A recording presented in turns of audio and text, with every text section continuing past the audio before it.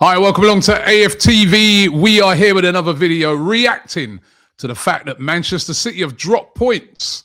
They found it difficult, just like we did up there at Sunderland, and the game ended 0-0, which means, as it stands going into 2026, Arsenal reconfirm it. Well, we knew that they'd be top anyway, but the lead stretches out a little bit now to 4 points.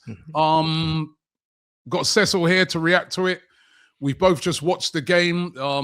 It was, what we saw Sunderland do against us.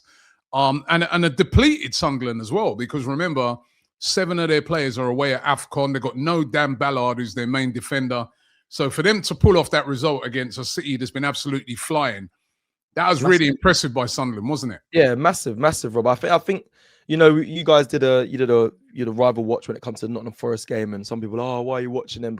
But you watch them because it's significant. There are people they're right behind us, and it clearly shows. I mean, we've just seen them at Sunderland. They've dropped points. I think I've seen across our WhatsApp group chats were saying, hey, Sunderland's a tough place to go. We did say it, and even with the people gone, I mentioned to a lot of people, especially I put it in the group chat. I said it's hard at the Stadium of Light. We went there, and it was a difficult game. That atmosphere is not a joke. It's not a joke. They got the whole City behind them.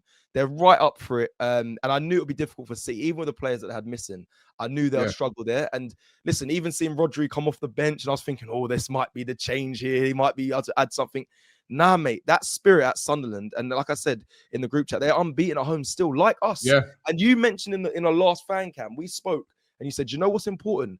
Just getting the wins at home, making the place a fortress, making it a tough place to go is a big thing when it comes to a football season. And I'll tell you what, Sunderland are doing magnificent things. For a team that come up from, the Championship, you would think most of them, the gulf between the Championship sides and the Premier League sides is always quite big. We always said, the teams that normally come up normally go down. But you tell you what, Sunderland are really, really staking their claim to be a problem this season. I mean, they played City this month. Funny enough, like what we played Aston Villa in December.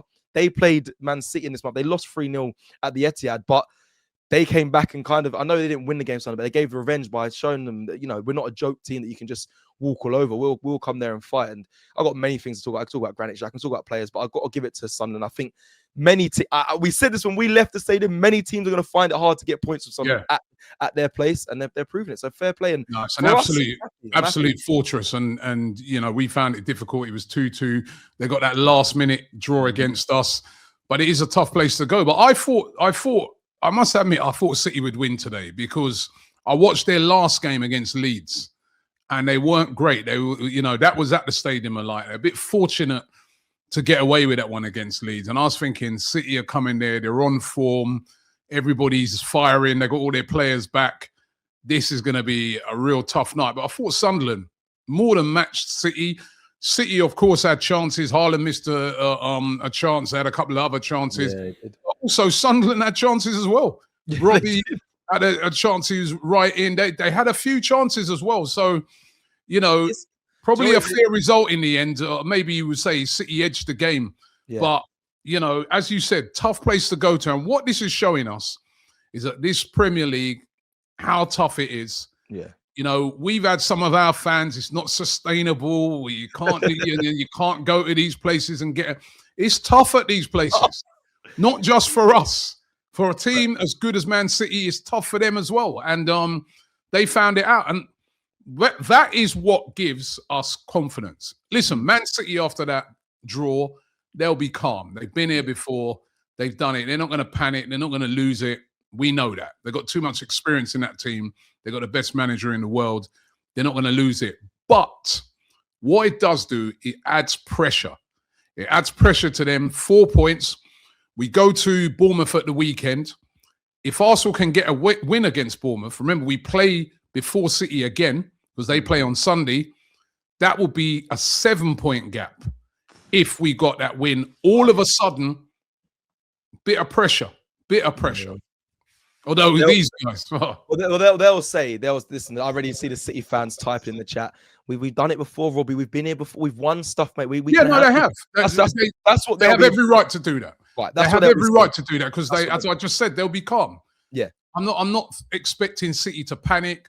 I'm not getting carried away and thinking that wow, but is helpful, isn't it? You're 4 points there. Yeah, we can't deny it. You're 4 points there, right? Yeah, it's helpful. Yeah. We could, in effect, now, if you said, right, if we won every game from now till the end of the season, we win the league. If we won every game and drew at City, we win the league. You know what I mean? Or we could win every game and afford to lose at City and still win the league if we won all the other games. Listen, that ain't going to happen. Yeah, it's not going to work out like that. But it's good to have that gap. It's good to apply pressure. 100%. So 100%. And like you mentioned there, I think what again the atmosphere there. I think it was Mayanda had like a half. It wasn't even a half chance. He shot at Donnarumma. Donnarumma makes the save. Their fans are going mad, and then that momentum shifts. So it's funny when Arteta always says about we need the fans, because it's a prime example there at Sunderland. And again, and also these teams. Let's be real. Listen, I've been a footballer. We know what they big.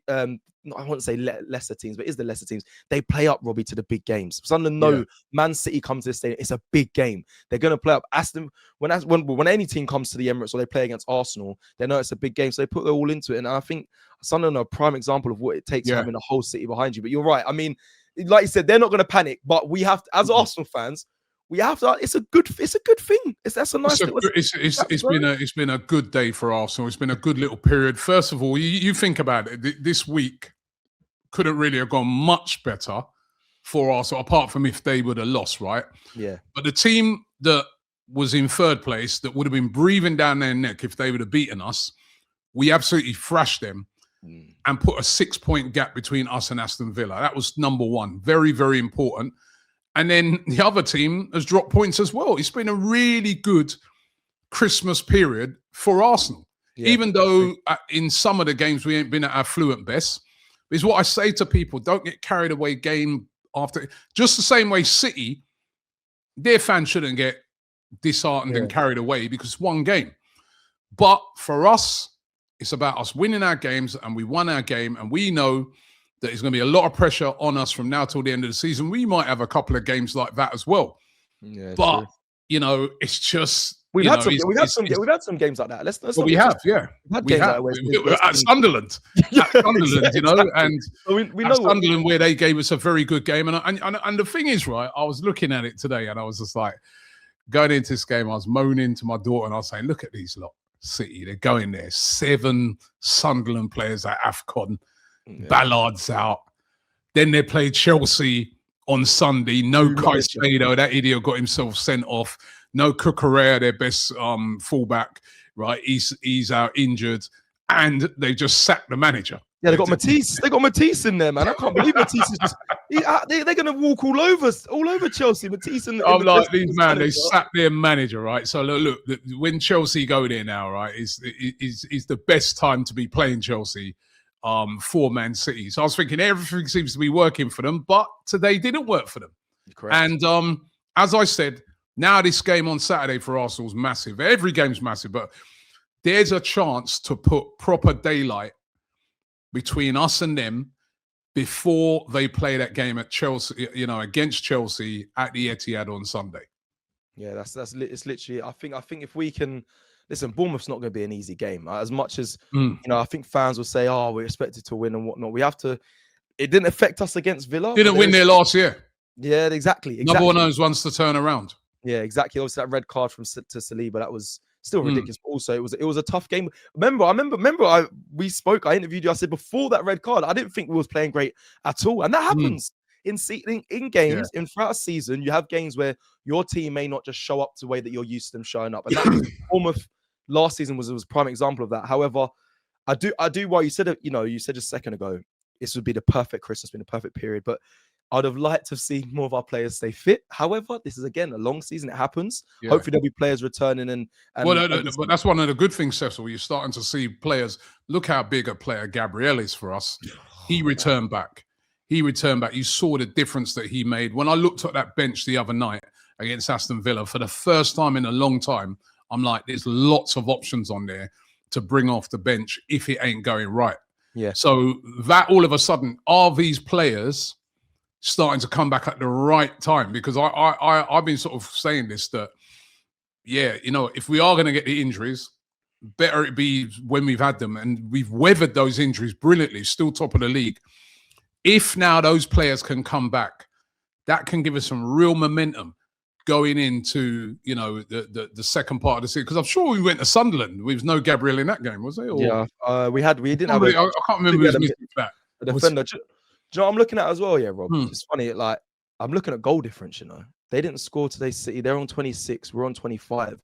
And I know it's early. Well, it's not even early. It's halfway through the season. But like, if we can put some goals, if we play well against Bournemouth, if we can put some goals past Bournemouth, I think the City Chelsea game, there might not be many goals, but you've got to start with Erling Haaland in that team.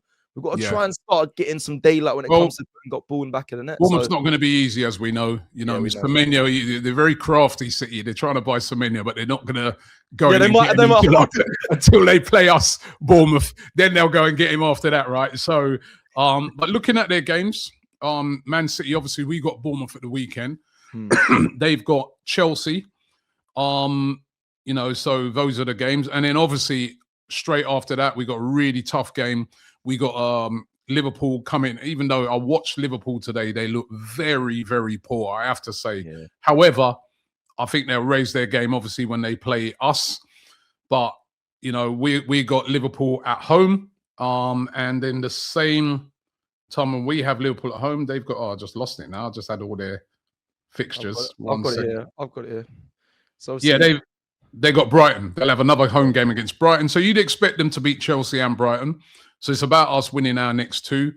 But then towards the middle of January, they've got to go away to Old Trafford. Now, you'd look on that and say, yeah, but United. But we know that United, they're right up for them type of games.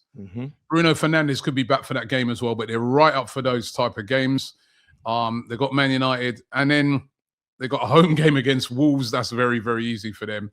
But then they got, you know, going into February, they got quite a tough February. They got to go away to Spurs, where, you know, that's not always an easy hunting ground for them. Sandwich in the middle of that, they've got EFL semi-final second leg against Newcastle at home.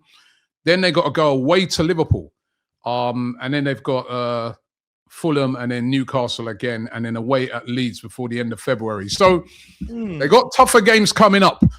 But the most important thing is for us to do our job. Correct. That's what Arsenal got to do.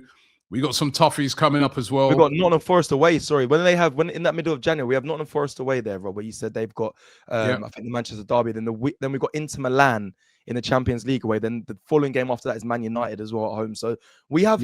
Listen, January is going to be a busy month, and Chelsea is sandwiched in between that in the cup as well. So it's going to be strap in, people. The good thing about the Inter Milan game, right, is that obviously playing Man United, even though it's at home, we've got a great record against them at home. But listen, it'll still be a tough game. But we don't have to beat Inter Milan to still, you know, we got that final game against that Carrot team, which is at the end of the month, where if we need a win to get into the, you know, finish, we're going to finish in the top two. Top 8. We'll finish in the top 8. So, we just want to get in the top 2.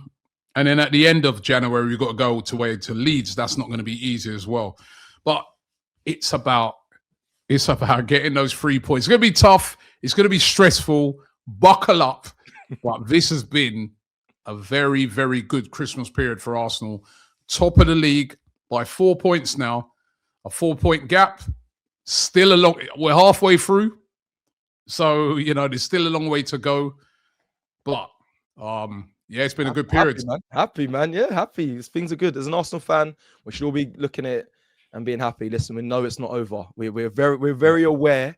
A lot of us are very experienced in this title race now. After being second 3 times in a row, we're not going to get carried away. But it's definitely right to keep an eye on the teams around us. We're doing well. If you wanted to know why you should never get carried away this early in the season, all you got to do is look at Chelsea.